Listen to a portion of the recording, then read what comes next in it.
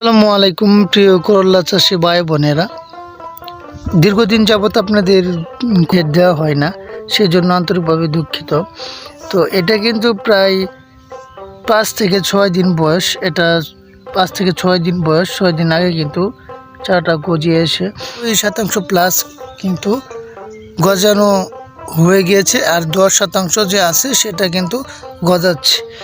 তো এরকম কিন্তু আপনার যে গাছটা দেখাচ্ছি এরকম গাছ কিন্তু প্রায় 90% হয়েছে, কিন্তু আর 10%-এর ভিতরে কিন্তু আপনাদের একটা গাছ দেখাই।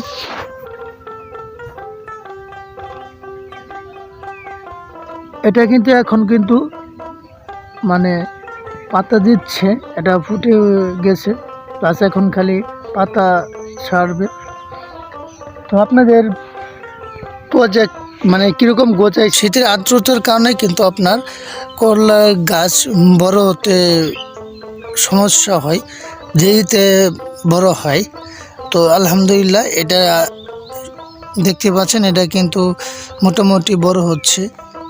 তো প্রত্যেকটা কিন্তু গাছ কিন্তু এরকম আপনাদের দেখাবো। আসলে অঙ্কুরোদ্গম করার ফলে কিন্তু এরকম হয়েছে।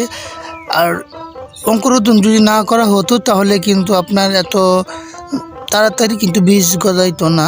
তো আরেকজনে কিন্তু তিনি করলা চাষাবাদ করছেন এইবার, তার কিন্তু বীজ গজাতে প্রায় সময় লেগেছে আপনার 25 দিনের মতো। 25 দিনের মতো বীজ এরকম বড় হতে 25 দিন লাগছে। তো আমাদের কিন্তু 6 দিন আগে এটা গজিয়েছে, আমরা কিন্তু 12-13 দিন আগে কিন্তু আমরা বীজটা রোপণ করেছি। দেখাই পুরো প্রজেক্ট কীরকম গজে এসছে।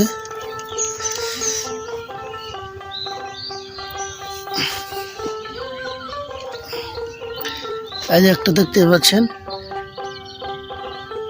আলহামদুলিল্লাহ সুন্দর। এটা কিন্তু আপনারা জাতটি হচ্ছে আপনার রফিক সিটের নূপুর F1 হাইব্রিড করলা। তো আপনাদের দেখাচ্ছি।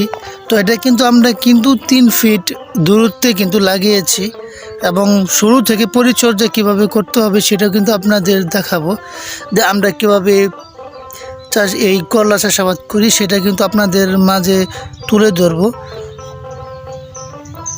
এই যে দেখতে পাচ্ছেন, এটা কিন্তু মানে 2-1 দিন আগালি পিছালে মানে গজাইতেছে।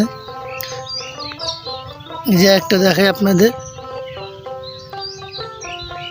দেখেন 100% কিন্তু প্রত্যেকটা ছায়াতে কিন্তু বীজ আমরা যে রোপণ করা হয়েছে সেটা কিন্তু গজাচ্ছে। এই যে দেখতে পাচ্ছেন, এটা কিন্তু সবেমাত্র পাতাটা ফুটছে।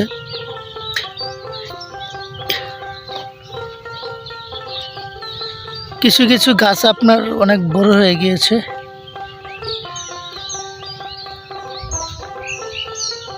দেখতে পাচ্ছেন 3 ফিট দূরত্বে কিন্তু আমরা লাগিয়েছি। তো প্রত্যেকটা চারা কিন্তু আলহামদুলিল্লাহ গজাচ্ছে। হ্যাঁ দেখ, তো শুরু থেকে কিন্তু আমরা পরিচর্যার সম্পূর্ণ ভিডিও দেব। মালচিং পেপার ছাড়া যে আমরা করলা চাষাবাদ করি, আমাদের টাকা ইনভেস্ট কম করতে হয়। টাকা ইনভেস্ট কম করার ফলে কিন্তু আমরা লাভটা বেশি পাওয়া হয়। তো সেসব বিষয়ে কিন্তু আলোচনা করব, কিভাবে আপনারা ট্রিটমেন্ট করলে আপনার গাছ সুস্থ সবল থাকবে এবং কি টাকা ব্যয় কম হবে, প্রফিটটা কম লাগবে, আর আপনার লাভটা বেশি হবে।